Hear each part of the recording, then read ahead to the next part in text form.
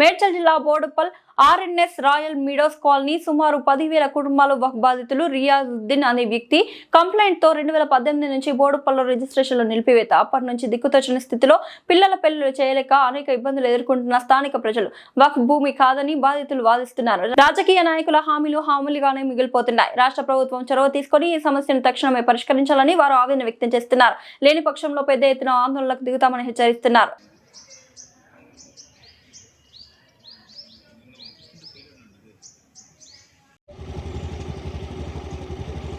మంచి హెడ్లైన్స్ ఒకటి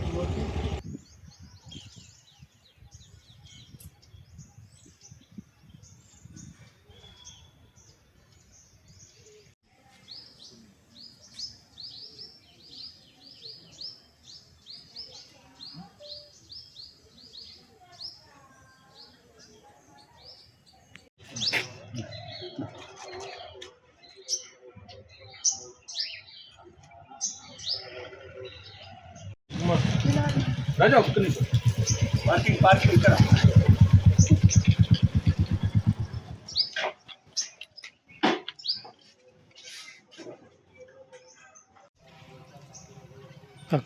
నమస్కారం. నా పేరు ప్రమోద్, రిజిస్ట్రేషన్ పునరుద్ధరణ పోరాట సమితి సభ్యుడిని. బోడుపల్లో సుమారు 300 ఎకరాలు ఇది వక్ఫ్ బోర్డు భూమి అని చెప్పేసి 2018 నుంచి రిజిస్ట్రేషన్స్ అన్నీ ఆపేశారు. మేము వెళ్ళి కనుక్కుంటే ఎస్ఆర్ఓలో రియాజుద్దీన్ అనే ఒక వ్యక్తి లెటర్ ఇచ్చి ఇది వక్ఫ్ భూమి అని 1989 జీవో చూపించి దీన్ని ఆపేయడం జరిగింది. మేము అదే ఎస్ఆర్ఓకి మేము కూడా వెళ్ళేసేసి ఇది 1954-55 నుంచి కూడా ఇది పట్టా భూమి, పట్టాలు ఉన్నాయి అని చెప్పేసి చూసాము. ఎక్కడ కూడా వక్స్ అని మెన్షన్ చేయలేదు. మేము కొనేటప్పుడు కూడా 30 ఏళ్ళ ఈసీ తీసుకొని అన్నీ చెక్ చేసుకొని ఎంఆర్ఓ రికార్డ్స్ చెక్ చేసుకొని కొన్నాము. ఇప్పుడు 2018 నుంచి రిజిస్ట్రేషన్స్ ఆపేయడంతో చాలా ఇబ్బంది పడుతున్నాము. ఇది 1-2 సమస్య కాదండి, 10,000 కుటుంబాల సమస్య. బోడుపల్లో 300 ఎకరాల్లో విస్తీర్ణంలో ఉన్న సమస్య. ఇప్పటికే చాలామంది నాయకులు కూడా ముందరకు వచ్చారు, మేము చేస్తామని చెప్పేసి ఎడ్యుకేషన్ టైంలో మా ముందరకు వచ్చేసి ఓట్లు చేసుకొని వెళ్ళిపోయారు. కానీ ఇప్పుడు ఏ ఒక్క నాయకుడు కూడా స్పందించట్లేదు. కాస్త కూస్తో భారతీయ జనతా పార్టీ ముందుకొచ్చి మమ్మల్ని మా అండగా ఉంది. కాకపోతే వేరే పార్టీస్ కూడా అన్ని దీంట్లో చొరవ తీసుకుని మా సమస్య నుంచి బయటపడిస్తారని తొందరలో చూస్తున్నాము. ఒకవేళ కనుక ఇప్పుడు చేయకపోతే మేము ఈ నెల 22వ తారీఖు భారీ బహిరంగ సభ పెట్టడానికి పూనుకున్నాము. వంట వార్పు చేస్తూ ఈ ఎడ్యుకేషన్ని ముందుకు తీసుకెళ్లి రిజిస్ట్రేషన్ పునరుద్ధరణ పోరాట సమితిని ఒక వాస్తవ రూపంలో రిజిస్ట్రేషన్ చేసేసి పోరాటం చేస్తామని చెప్పేసి కూడా చెప్తున్నాము. ఇవన్నింటికి ముందు కూడా ప్రభుత్వం మన సీఎం రేవంత్ రెడ్డి గారు ఎలక్షన్స్కి బిఫోర్ అతనే ఒక సభలో అన్నారు, బోడుపల్లో ఉన్న సమస్యను మేము తీసేస్తాము అని చెప్పేసి. మరి అతను సీఎం అయ్యి 2 సంవత్సరాలు అయింది, ఇప్పటి వరకు దీనిపైన ఒక ఊసి కూడా లేదు. దయచేసి సీఎం కూడా మేము విన్నపించుకుంటున్నాము, మా సమస్య నుంచి తొందరగా బయటపడి. మీ పేరు? నా పేరు ప్రమోద్, రిజిస్ట్రేషన్ పునరుద్ధరణ పోరాట సమితి ఆర్ఎన్ఎస్ రాయల్ మీడోస్ ప్రెసిడెంట్. అందరికీ నమస్కారం. నా పేరు దత్తాత్రేయ శాస్త్రి. నేను బోడుపల్ ఆర్ఎన్ఎస్ కాలనీలో ఉంటాను. మున్సిపల్ కార్పొరేషన్ బోడుపల్కి ఎక్స్ కోఆప్షన్ మెంబర్గా పనిచేశాను. అప్పటి నుంచి కూడా 2018 నుంచి బోడుపల్లో అనుకోకుండా రిజిస్ట్రేషన్స్ అన్ని కూడా ఆపేశారు. సుమారు 19 కాలనీలు, 5 కార్పొరేట్ డివిజన్లు, అలాగే సుమారు ఒక 38 సర్వే నంబర్లు, అంటే 45వ సర్వే నంబర్ నుంచి 150వ సర్వే నంబర్ వరకు. ఈ మధ్యలో బోడుపల్లో ఉండేటువంటి ఒక మంచి సింహభాగం ఏదైతే ఉందో ఆ భాగంలో రిజిస్ట్రేషన్లన్నీ ఆపేశారు. పోనీ ఎందుకు రిజిస్ట్రేషన్లు ఆపేశారో ఇతమిద్దామని ఎవరికి ఒక సర్క్యులర్ కానీ ఒక నోటీస్ కానీ లేకపోతే ఎవరికి తెలియజేయకుండానే ప్రభుత్వం వాళ్ళు ఓవరాల్గా రిజిస్ట్రేషన్స్ ఆపేస్తారు. ఆపేసిన దగ్గర నుంచి ప్రజలు ఎవరైతే లోన్లు తీసుకుని ఇల్లు కట్టుకుని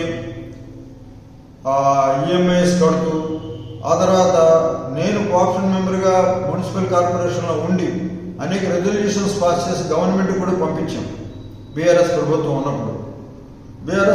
ఉన్నప్పుడు అప్పుడు ఉండేటువంటి రెవెన్యూ శాఖ మంత్రి వారు కూడా మాకు మాట ఇచ్చారు, కేటీఆర్ గారు త్వరలోనే ఇది పరిష్కారం చేస్తామని. చివరిదాకా సాగదీశారు, అది కానీ ఆ పని చేయలేకపోయారు. అట్లాగే తర్వాత వచ్చేటువంటి గవర్నమెంట్ ఓట్లకు ముందు మేము ఈ పని చేసి తీరుతాం, మేము రిజిస్ట్రేషన్ పునరుద్ధరిస్తాం, బోడుపల్ వాసులకు న్యాయం చేస్తామని చెప్పి ఇప్పుడున్నటువంటి కాంగ్రెస్ ప్రభుత్వం ఇప్పుడున్నటువంటి ముఖ్యమంత్రి గారు వారి పర్యటనలో ఇక్కడ ఉండేటువంటి లోకల్ లీడర్లు పక్కనే ఉండగా ఈ యొక్క వాగ్దానం చేయడం జరిగింది. కానీ వచ్చి దాదాపు 2.5 సంవత్సరాలు అవుతోంది, ఇప్పటి వరకు కూడా రిజిస్ట్రేషన్ పునరుద్ధరణ చేయలేదు. కారణం తెలియదు. పోనీ దీంట్లో ఏమైనా దోషాలు ఉన్నాయా అంటే కొన్ని వేల కోట్ల రూపాయలు ప్రజాధనం ఉపయోగించి రోడ్లు వేశారు, తర్వాత డ్రైనేజ్ పెట్టారు, తర్వాత ఎలక్ట్రిసిటీ ఇచ్చారు, తర్వాత అనేకమైనటువంటి డెవలప్మెంట్ పార్కులు, ఇంకా అనేకమైనటువంటి షెల్టర్స్ అన్నీ ఏర్పాటు చేశారు. మున్సిపల్ కార్పొరేషన్ ద్వారా, గవర్నమెంట్ పరిపాలన ద్వారా ఇవన్నీ కూడా ఏర్పాటు చేశారు వాళ్ళు. ఇప్పటికీ కూడా ఈ రోజుకి కూడా గవర్నమెంట్ పరిపాలన ద్వారా శిస్తు వసూలు చేస్తున్నారు ప్రతి వాళ్ళ దగ్గర. మరి ఇన్ని జరుగుతున్నప్పటికీ కూడా వాళ్ళు రిజిస్ట్రేషన్ పునరుద్ధరణ అనేటువంటిది చేయట్లేదు. గౌరవనీయులు మన ప్రధానమంత్రి మోడీ గారు అమెండ్మెంట్ తీసుకొచ్చారు, చట్టం తీసుకొచ్చారు. ఇది ఈ నిషేధిత భూములన్నీ కూడా త్వరగా డిస్ట్రిక్ట్ కలెక్టర్ గారి ఆధీనంలో ఇవన్నీ పర్యవేక్షించి ఎక్కడైతే ఇబ్బందులు ఉన్నాయో అవన్నీ తొలగించండి అని చెప్పి వారు అక్కడి నుంచి పార్లమెంట్ ద్వారా సూచన రావడం జరిగింది. దాన్ని చట్టం చేశారు. ఇక్కడ ఉన్నటువంటి డిస్ట్రిక్ట్ కలెక్టర్ గారు కూడా దీన్ని ఫేవరబుల్గా లెటర్ రాశారు సిసిసిఎల్. రాసినప్పటికీ కూడా అక్కడి నుంచి ఆ రెవెన్యూ డివిజన్ నుంచి దీన్ని రిజిస్ట్రేషన్ పునరుద్ధరణ చేయడం బోడుపల్లిలో జరగలేదు ఇంతవరకు. దీనికి కారణం అనేక విధాలుగా ప్రజలు అనుకుంటున్నారు. ఏమనంటే రిజిస్ట్రేషన్ కనుక మళ్ళీ పునరుద్ధరించినట్టయితే కొంతమంది దొంగ వ్యాపారులకి అడ్డుకట్ట వేసినట్టు అయిపోతుంది, వాళ్ళు ఏం చేయలేకపోతారు అని చెప్పేసి ఉద్దేశంతో కమిషనర్ గారిని కానివ్వండి, లేకపోతే పై అధికారులు కానివ్వండి, లేకపోతే రాజకీయ నాయకులు కానివ్వండి దీంట్లో లబ్ధి పొందుతున్నారు అని ప్రజల్లో అనుమానం. అది నిజమో అబద్ధమో మనకు తెలియదు. కానీ ఈ నిజమైనటువంటి వాళ్ళు ఇంతమంది సుమారు 40,000 మంది నివసిస్తున్నటువంటి ప్రదేశంలో, 10,000 కుటుంబాలు ఉన్నటువంటి ప్రదేశంలో, 10,000 ఇళ్ళు ఉన్నటువంటి ప్రదేశంలో మళ్ళీ గవర్నమెంట్ కల్పించుకుని ఇన్ని ఏర్పాట్లు చేసిన తర్వాత రిజిస్ట్రేషన్ పునరుద్ధరించకపోవటం అనేటువంటిది ప్రభుత్వం పరిపాలన యొక్క లోపం అని చెప్పి నేను చెప్తున్నాను అన్నమాట. ఎందుకంటే ఒకవేళ నిజంగానే దీనికి ఏదైనా ఆధారాలు ఉన్నాయి వాళ్ళ అవతల వాళ్ళ దగ్గర అంటే మీరు పిలవండి, కూర్చోబెట్టండి, మాట్లాడండి, తొందరగా ఏదో ఒకటి సెటిల్మెంట్ చేయండి. ప్రభుత్వంలో అన్ని అధికారాలు ఉన్నాయి. దీనికి కావాలంటే మీరు ఏదైనా ప్రత్యామ్నాయం చూడండి. కానీ ఇక్కడ మరి కట్టుకున్నారు ఏళ్ల తరబడి, 20 ఏళ్ల నుంచి అక్కడే ఉంటున్నారు. 20 ఏళ్ల నుంచి ఇవాళ అర్థంతరంగా బ్యాంకుకి వెళ్ళి లోన్ తీసుకుందామంటే లోన్ రాదు. ఏదైనా పిల్లాన్ని పైకి పంపించి చదివిద్దామంటే లోన్ రాదు. ఇన్ని ఇబ్బందులు పెడుతున్నటువంటి ప్రజల్ని మీరు పరిపాలన చేయడం ఏంటంటే నాకు అర్థం కావట్లేదు. నేను ఇంకొక విషయం కూడా మనవి చేస్తున్నాను ప్రజలందరికీ కూడా. ఈ 40,000 మంది ఎవరైతే ఉన్నారో బాధితులు ప్రజలు, వాళ్ళందరూ కూడా గమనించాలండి. గమనించి మనకు రాబోయే ఎలక్షన్ ఉన్నది. ఈ మున్సిపల్ ఎలక్షన్స్ జిహెచ్ఎంసీలో కలిపారు. దీన్ని తీసుకుపోయి ఎందుకు తీసుకుపోయి జిహెచ్ఎంసీలో కలిపారో, పరిపాలన ఏ విధంగా ఉంటుందో తెలీదు. మరి ఇది ప్రభుత్వ భూమి అని చెప్తున్నారు, జిహెచ్ఎంసీలో కలిపారు, కానీ రిజిస్ట్రేషన్లు పునరుద్ధరించలేదు. ఇది బాగా ఆలోచించాలి ప్రతి ఓటరు కూడా.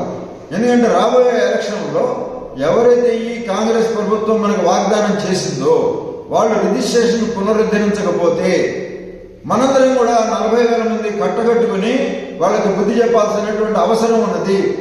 అలా బుద్ధి చెప్పకపోతే వచ్చే పరిపాలకులు ఎవరైనా కానీ మన ఈ విధంగానే ఏడిపిస్తూ ఉంటారు. మనం ఎప్పుడు ఏడుస్తూనే ఉండాలి. కాబట్టి మనం వాళ్ళకి చాలా చక్కటి గుణపాఠం చెప్పాలి అంటే మనందరం కూడా ఏకీకృతం కావాలి. అదే రిజిస్ట్రేషన్ పునరుద్ధరణ పోరాట సమితి బోడుప్పలు అన్నమాట.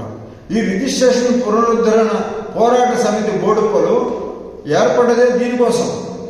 కాబట్టి ఈ రిజిస్ట్రేషన్ పునరుద్ధరణ పోరాట సమితి నిద్రపోదు. మళ్ళీ రిజిస్ట్రేషన్ మళ్ళీ పునరుద్ధరించే వరకు కూడా ప్రతి కార్యకర్త సైనికుడిలే పనిచేయాలి అని చెప్పి నేను మిమ్మల్ని అందరినీ సవినయంగా కోరుతున్నాను. అట్లాగే ఇది నా ఒక్కడి వాయిస్ కాదండి, ఇది 40,000 మంది ఎవరైతే ఉన్నారో బోడుప్పల్లో వాళ్ళ వాయిస్ అన్నమాట. ఇది వాళ్ళు ఈ విధంగా ప్రతిధ్వనించినట్టయితే రేపు మీకు భవిష్యత్తు రాజకీయ నాయకులకు ఏ విధంగా ఉంటుందో ఆలోచించుకోమని చెప్పి దత్తాత్రేయ శాస్త్రిగా రిజిస్ట్రేషన్ పునరుద్ధరణ పోరాట సమితిలో కార్యకర్తగా మీకు మనవి చేస్తున్నాను. కాబట్టి మీరు దయచేసి దీంట్లో ఏ పార్టీ చేసింది అనేటువంటిది కాదు, ప్రస్తుత ప్రభుత్వ పరిపాలనలో ఉన్న పార్టీ కనుక ఈ పని చేసినట్లయితే ఆ కీర్తి ప్రతిష్టలు మీకు వస్తాయి.